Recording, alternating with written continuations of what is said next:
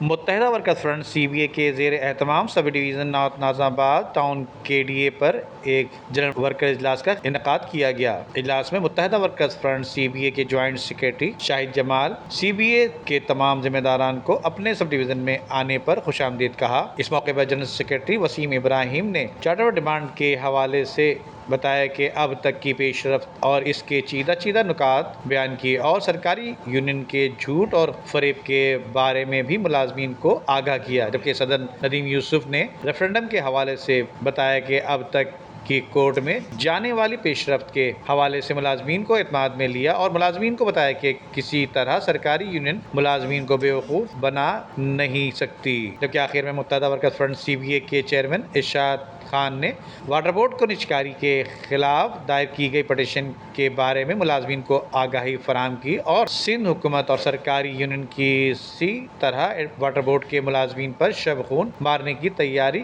کر رہی ہے، جس کو کامیاب نہیں ہونے دیں گے۔ انہوں نے ملازمین کو مبارکباد دی کہ charter of demand chairman water board Syed Nasir Hussain Shah سے منظور ہو گئی ہے، بہت جلد ایم ڈی سید صلاح الدین سے اپروول لے کر امپلیمنٹ کرایا جائے گا۔ ندیم صدیقی، میٹرو 7 پاکستان۔